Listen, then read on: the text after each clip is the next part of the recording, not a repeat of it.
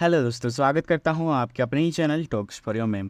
दोस्तों, सबसे पहले मैं आप सभी को बता दूं कि आज के इस वीडियो में मैं आप सभी को बताने जा रहा हूं जेक बोर्ड्स के क्लास 11th में आपको कौन कौन सी टेक्स्ट बुक की पढ़ाई करनी है। इसके साथ ही मैं आप सभी को इन टेक्स्ट बुक को आप कहां से खरीद सकते हैं उसका लोकेशन भी बताने वाला हूं, ताकि आपको यहाँ वहाँ ज़्यादा भटकना ना पड़े।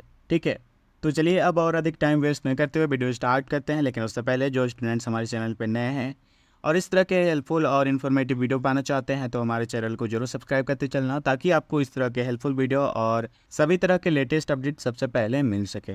तो दोस्तों चलिए, सबसे पहले मैं आप सभी को बता दूं कि साइंस स्ट्रीम के लिए कौन कौन सा बुक आपको लेना पड़ेगा या फिर पढ़ाई करना पड़ेगा। तो ध्यान से देखिएगा, साइंस में जो फर्स्ट सब्जेक्ट होता है, जो कंपलसरी सब्जेक्ट भी है, फिजिक्स है। ठीक है, फिजिक्स का दो यहाँ पे आपको बुक लेना पड़ेगा, पार्ट 1 और पार्ट 2। ठीक है, उसके बाद केमिस्ट्री है, केमिस्ट्री में भी दो पार्ट आपको लेना पड़ेगा, मतलब दो बुक लेना पड़ेगा, केमिस्ट्री का पार्ट 1 और पार्ट 2। ठीक है, इसके बाद यहाँ पे ऑप्शनल सब्जेक्ट है बायोलॉजी। आपने अगर लिया है तो बायोलॉजी में आपको जो है एक बुक खरीदना पड़ेगा, और अगर आपने मैथमेटिक्स चूज किया है तो मैथमेटिक्स में भी आपको एक ही बुक खरीदना पड़ेगा। ठीक है, इसके अलावा इंग्लिश में दो टेक्स्ट बुक है। ठीक है, पहला है हॉर्नबिल और दूसरा स्नैपशॉट्स। देखिए, एक चीज़ और यहाँ पे मैं आप सभी को बता दूँ कि यहाँ पे जो इंग्लिश का जो बुक है, जो भी टेक्स्ट बुक है, ठीक है, ये सभी स्ट्रीम के लिए कॉमन टेक्स्ट बुक है। इसके बाद यहाँ पे कंप्यूटर साइंस भी रहता है, ठीक है, ऑप्शनल में।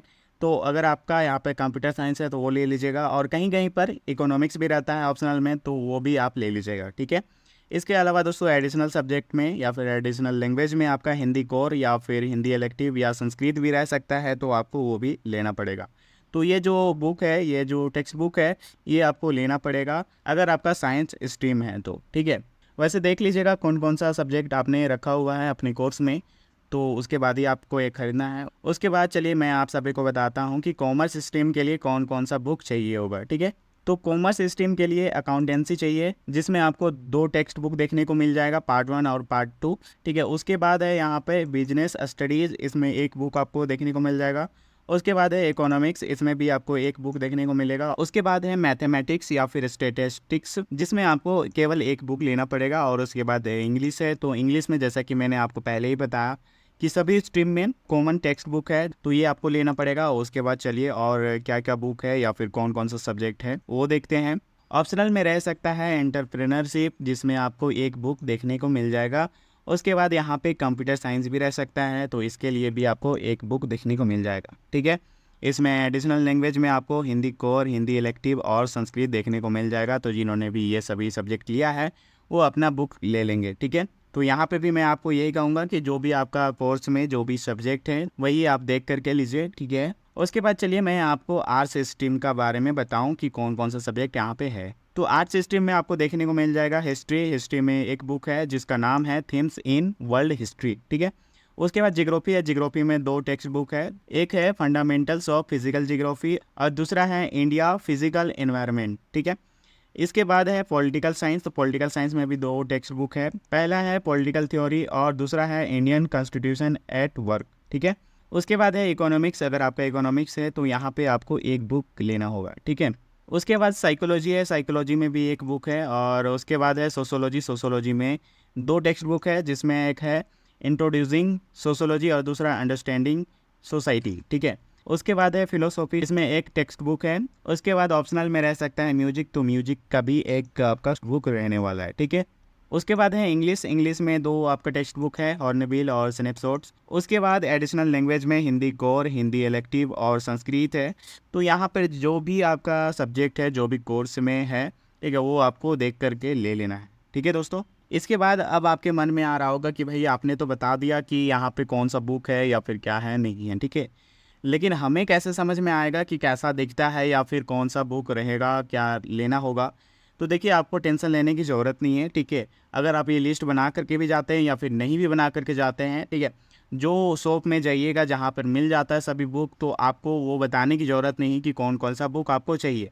दुकानदार जो होगा वो खुद ही जो है आपको सभी टेक्स्ट बुक दे देगा, तो आपको टेंशन लेने की ज़रूरत नहीं है। ठीक है, इसके बाद चलिए दोस्तों मैं आप सभी को लोकेशन बताता हूँ कि कहाँ से आप किस दुकान से जो है न्यू और ओल्ड बुक जो है आप ले सकते हैं। देखिए, अभी जो मैं दुकानों का लोकेशन बताने जा रहा हूँ वो यहाँ पे रांची का है। ठीक है, अगर रांची में आप रहते हो तो आप जा करके वहाँ से ले सकते हो। अगर आप कहीं बाहर के हो तो आपको अगर रांची में आकर के लेना है तो आप यहाँ देख सकते हो, वरना मैं बाहर का भी नहीं बता रहा हूँ। ठीक है दोस्तों, तो देखिए सबसे पहले मैं चलिए आपको बताता हूँ कि न्यू बुक अगर आपको लेना है तो वो आप कहाँ से ले सकते हो। ठीक है, तो देखिए मैं आपको सबसे पहले जो लोकेशन है वो समझा देता हूँ ताकि आपको आसानी से मालूम हो सके। ठीक है, देखिए यहाँ पे आपको दिख रहा होगा रांची लेक, जिसको बड़ा तालाब भी कहा जाता है।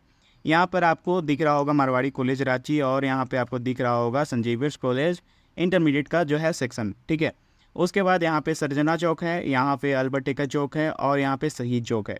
तो आपको जाना कहाँ है वो चलिए मैं आपको बता देता हूँ। ठीक है, यहाँ पे जो गांधी चौक देख रहे हैं आप, ठीक है, यही वाला एरिया जो है आपको यहाँ पे ढेर सारा दुकान जो है मिल जाएगा, जहाँ पे आपको न्यू बुक 11th क्लास का इजीली मिल जाएगा। ठीक है, इसको यहाँ पे पुस्तक पथ भी कहा जाता है, तो आप यहाँ पे जाइएगा तो आपको देखने को मिल जाएगा। वैसे अगर आप यहाँ पे आसपास भी पहुँच जाते हो और किसी से पूछते हो तो वो आपको बता देंगे कि पुस्तक पथ कहाँ है, या फिर गांधी चौक या फिर शहीद चौक कहाँ पे स्थित है। ठीक है, तो यहाँ पे आपको जो है न्यू बुक जो है मिल जाएगा 11th क्लास का। उसके बाद चलिए मैं आपको बताता हूँ कि ओल्ड बुक अगर आपको लेना है तो कहाँ पे आप ले सकते हैं।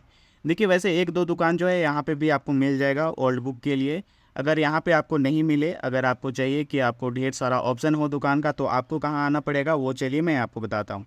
देखिए यहाँ पे आपको दिख रहा होगा सन जोन्स हाई स्कूल। ठीक है, ये वाला जो यहाँ से वहाँ रास्ता है, ठीक है, यहाँ तक आपको ढेर सारा जो दुकान है ओल्ड बुक के लिए मिल जाएगा। देखिए यहाँ पे गुदरी चौक या फिर जिसको करबला चौक भी कहा जाता है, और साथ में मिशन चौक, इन दोनों के बीच जो है बहुत सारा दुकान है, जहाँ पे अगर आप 11th क्लास का टेक्स्ट बुक लेना चाहते हो तो वो तो मिल ही जाएगा। अगर इसके अलावा भी अगर किसी भी प्रकार का कोई भी बुक लेना हो ओल्ड बुक, तो वो भी आपको यहाँ पे मिल जाएगा। ठीक है, आपको समझ में आ गया होगा कि ओल्ड बुक आपको कहाँ से लेना है। देखिए यहाँ पे डेली मार्केट चौक है, आपको ये वाला रास्ता से यहाँ पे आना है। अगर आप संजीवियर्स वाले रास्ते से आते हो तो यहाँ से यहाँ आना होगा, और मिशन चौक से आपको इधर लेना होगा राइट। ठीक है, अगर यहाँ पे आते हो तो यहाँ से लेफ्ट लेना होगा। तो आपको समझ में आ गया होगा कि लोकेशन कहाँ है और कहाँ से आपको बुक मिल सकता है। और अगर इससे रिलेटेड कुछ भी डाउट हो, कुछ भी क्वेश्चन है तो कमेंट करके पूछ सकते हैं। ठीक है, तो आज के वीडियो में बस इतना ही, मिलते हैं नेक्स्ट वीडियो में, तब तक के लिए बाय बाय। ठीक।